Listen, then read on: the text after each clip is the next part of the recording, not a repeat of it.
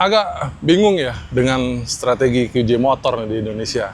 Karena mereka menghadirkan sebuah motor sport tapi matic. Nah, ini adalah QJ Motor SRK 250 RA. Belakangnya R sama A. A-nya itu adalah AMT atau Automated Manual Transmission. Jadi basically dia punya transmisinya manual tapi dioperasikan secara otomatis. Nggak ada kopling, nggak ada tuas persneleng, semuanya lewat tombol di sebelah kiri stang. Dan itu bisa otomatis, bisa dia pindahin sendiri atau kita yang mindahin secara manual dengan jari. Dan yang saya bilang aneh adalah motor ini dijual di Indonesia dengan harga 75 jutaan pada awal dia launching. Nah, sebenarnya QJ Motor tuh punya yang mirip seperti ini, SRK 250 juga. Desainnya mirip, tapi 4 silinder, bayangin, 4 silinder. Yang ini 2 silinder segaris. Nah, yang 4 silinder itu nggak dijual di sini. Namanya SRK 250 RD. Nah, kalau Anda milih yang mana? 2 silinder atau 4 silinder? Mungkin lebih mahal kalau yang 4 silinder ya. Tapi sekarang di Indonesia hanya ada yang ini. Dan kita akan bahas bagaimana impresi riding hariannya, bagaimana akselerasinya. Jangan kemana-mana, kita bahas satu persatu.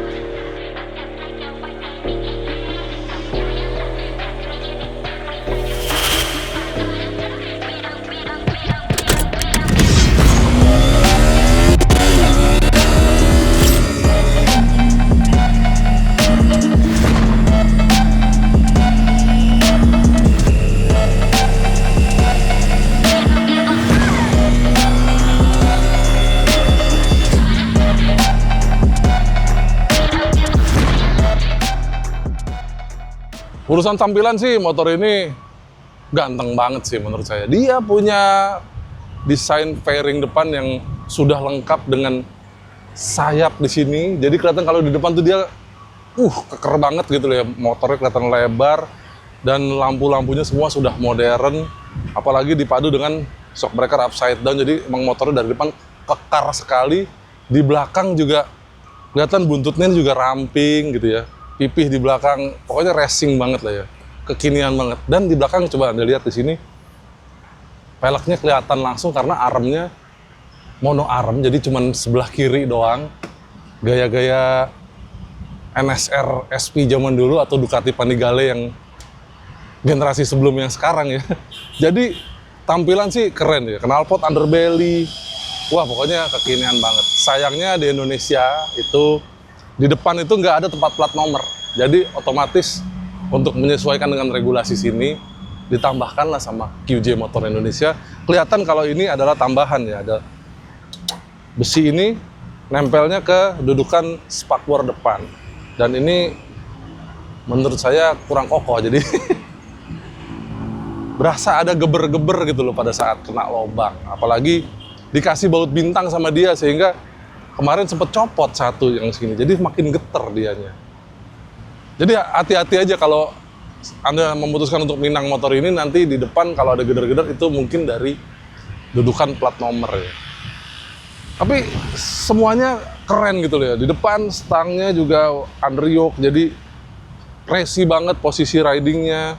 Semua lampu-lampu LED, ya no issue. Tangkinya 15 liter, dan kalau saya dudukin, dia nggak terlalu tinggi karena tinggi saya 185, dan kalau Anda nggak setinggi saya juga Anda bisa nyaman mengendalikan motor ini karena posisi joknya tidak terlalu tinggi dan dia nunduk banget, tidak senunduk-nunduk bangetnya sih karena memang dia underyoke, tapi dia posisi stangnya agak naik sedikit di triple three atas ini, dan triple three-nya keren ya. Jadi motor ini materialnya bagus-bagus semuanya, kelihatan di produksi, didesain dengan ya tingkat manufaktur yang cukup modern ya. Mereka adalah pabrikan besar di Cina sana, dan kalau kita lihat di sini semua footstep-nya juga semua bracket-bracketnya aluminium cor.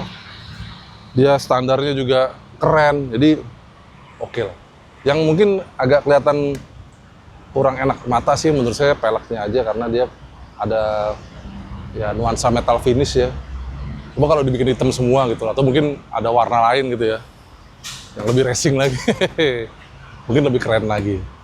Tapi motor ini cukup mengagetkan karena materialnya semua bagus, jadi body-bodinya juga rapet gitu. Dan dia bukan plastik yang kelihatan murah, jadi body-bodinya keker juga. Semua tombol-tombolnya juga bagus. Jadi motor ini apa ya? Secara tampak mata memang suka bikin orang noleh. Apalagi kalau di jalan berapa kali saya ditanya motor apa nih bang? Baru ya? Gitu. Ya memang baru dan baru kita cobain. Lalu berkaitan sama kenyamanan. Nah, motor ini joknya cukup empuk. Walaupun ya nyamannya sebuah motor sport ya. Dia kan joknya tipis ya. Tapi empuknya itu membuat saya riding seharian naik motor ini sampai 100-an kilo lebih pun nggak pegel pantatnya karena joknya cukup empuk. Itu harus kita acung jempol. Dan sayangnya di belakang ini nggak ada apapun yang bisa kita pegang buat mindahin motor. Dan joknya juga nggak terlalu lebar, jadi kalau Anda bonceng motor ini mungkin ya dapatnya segitu aja kenyamanannya. Tapi buat riding harian itu enak-enak aja. Ini posisi riding saya kalau lagi bawa motor ini harian, memang cukup nunduk ya. Tapi harus diakui motor ini enak buat belajar posisi riding sebuah motor sport.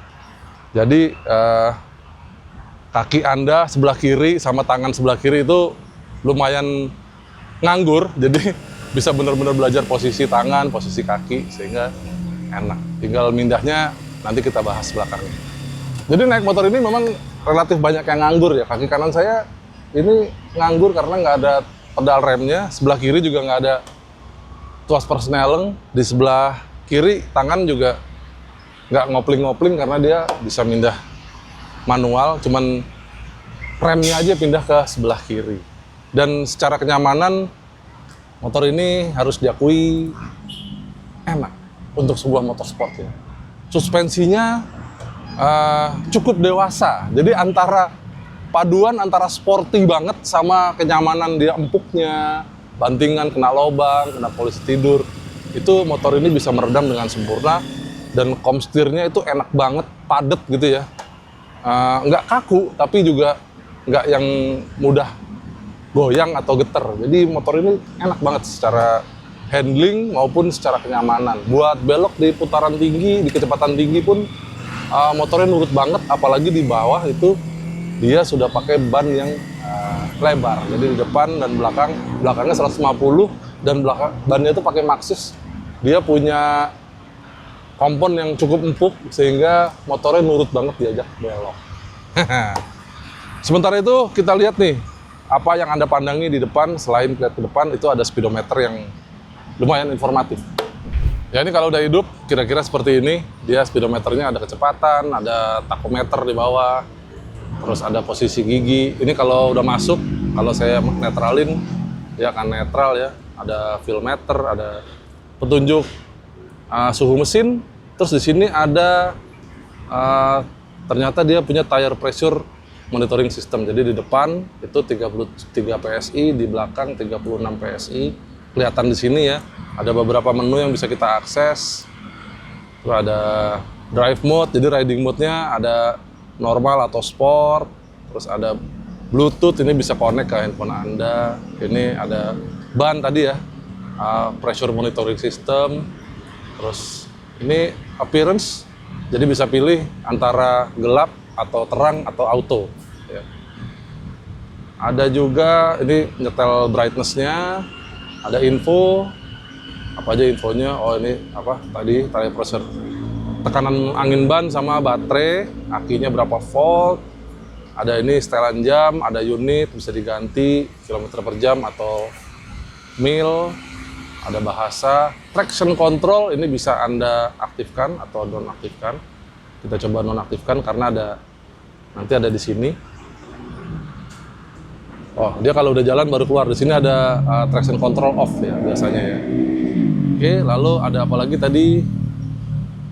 Ada info dan oke, sudah kembali. Lalu di sini ada riding mode ya. Coba kita ganti riding mode-nya. Riding mode-nya harus berhenti motornya, jadi nggak bisa diubah sambil jalan. Riding mode-nya tadi, ini kalau kita ganti normal, otomatis dia akan normal di atas. Oh, dia nggak mau ganti normal. Agak lama dia gantinya ternyata, teman-teman. Lalu bagaimana dengan mesinnya? Kita coba hidupin ya.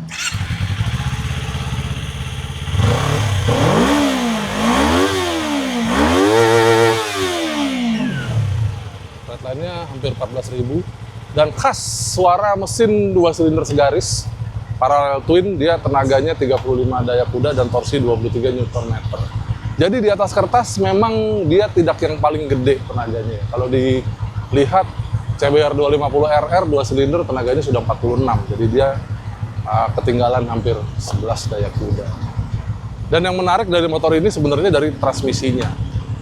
Menarik, nggak menarik menurut saya ya, karena menariknya memang ini sensasi motor sport tapi matic, nggak usah minda-minda gigi. Cuman, nah kira-kira rasanya begini nih.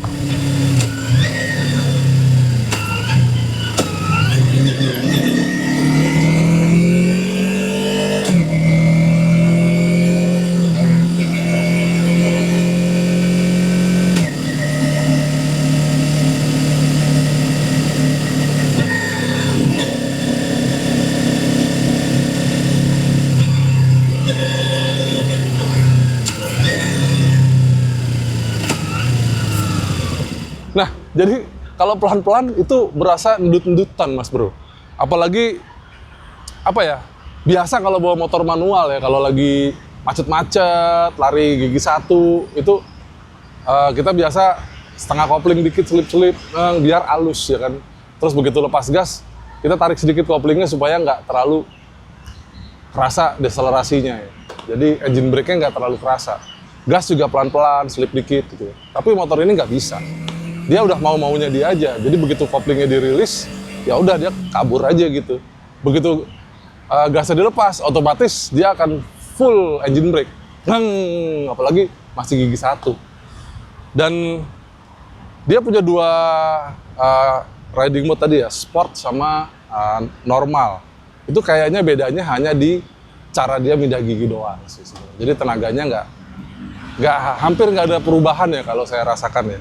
Jadi bener-bener hanya cara dia mindah gigi gitu. Mau di RPM berapa, kalau di normal dia RPM-nya lebih rendah, tapi kalau sport dia RPM-nya agak tinggi gitu. Jadi saya lebih seneng ini pakai manual. Dan kalau manual, triknya nih kalau motor ini ya, kan untuk plus itu nambah gigi itu pakai telunjuk, kalau balikin pakai jempol ya. Tapi ternyata saya nemuin cara yang lebih enak, dua-duanya pakai telunjuk.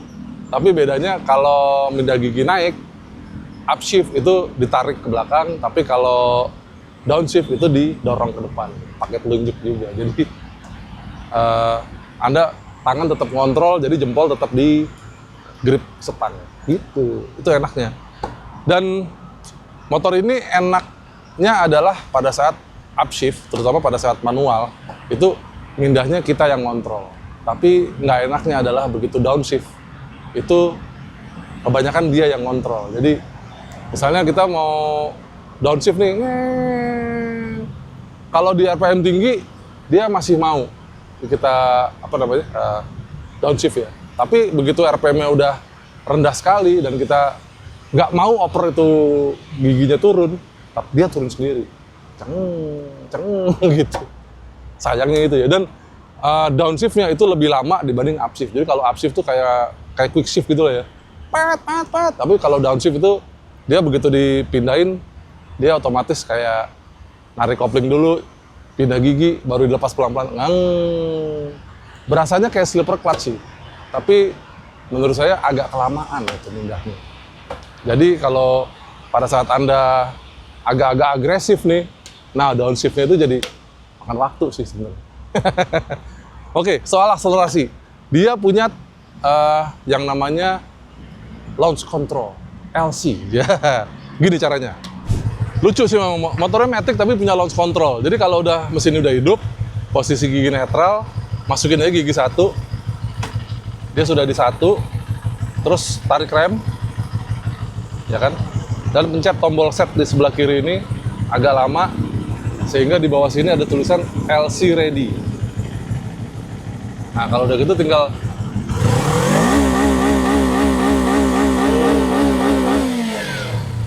jadi kalau di posisi launch control ready, Anda gasnya akan tertahan di 7.000 sampai 8.000 RPM syaratnya adalah Anda tetap harus tarik rem.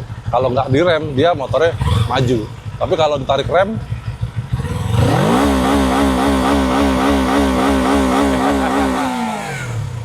mantap ya, siap start ya. Oke, kita coba akselerasi. Berapa akselerasi dari motor ini?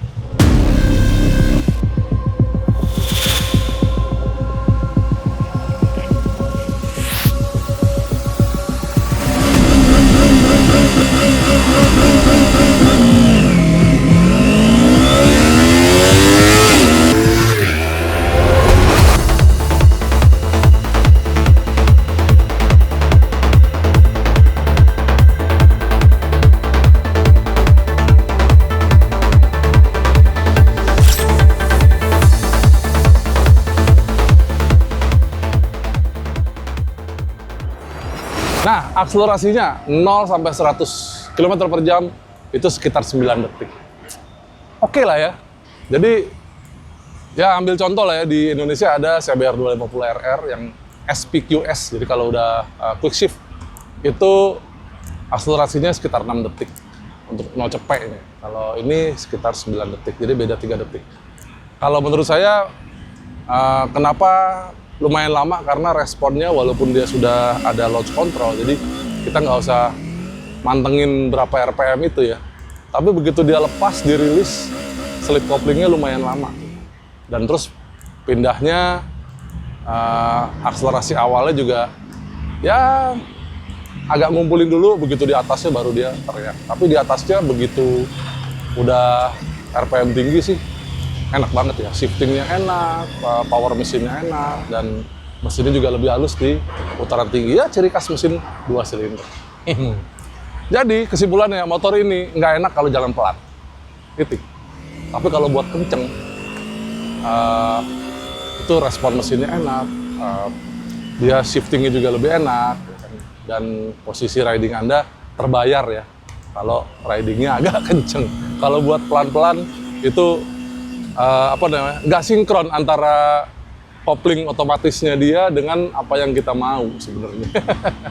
Jadi ya mungkin perlu, saya udah seminggu pakai motor ini masih aja kadang-kadang kena kecap juga, jadi pengennya ya gitulah ya, pengennya tutup gas tapi ternyata mau di downshift tapi ternyata downshift duluan, kira-kira gitu ya. Oke, jadi itu impresinya. Kalau Anda mencari motor yang ini kelebihan dia, posisi ridingnya enak, terus dia suspensinya enak buat kecepatan tinggi maupun kecepatan rendah, dia nyaman, tidak terlalu keras suspensinya, dan Anda bisa belajar untuk posisi riding sebuah motorsport, ini adalah jawabannya. Karena Anda nggak terlalu sibuk di tuas dan pedal-pedal, jadi tinggal posisiin kaki, posisiin tangan, posisiin badan, itu mungkin ini cocok nih buat belajar. Terus kalau buat riding jarak jauh, mungkin juga dia cocok. Kalau kita lihat karakter jalan-jalan di Cina sana kan lebar, panjang, dan mulus. Jadi mungkin insinyurnya juga nggak mendesain motor ini buat macet-macet yang bener-bener macet banget gitu. Jadi begitu kabur ya dia udah kabur aja, pindah-pindah, tapi nggak yang stop and go. Ini motornya stop and go ini kurang nyaman. Gimana? Silakan tuliskan komentar Anda di bawah, dan terima kasih yang sudah nonton video ini sampai habis. Main-main ke website kami www.autorider.com untuk semua berita yang paling menarik mengenai sepeda motor, juga sosial media kami baik di Facebook, di Twitter atau di X ya, di Instagram dan di TikTok kami semua di @autorider.com. Sampai jumpa di video kami yang lain. Bye.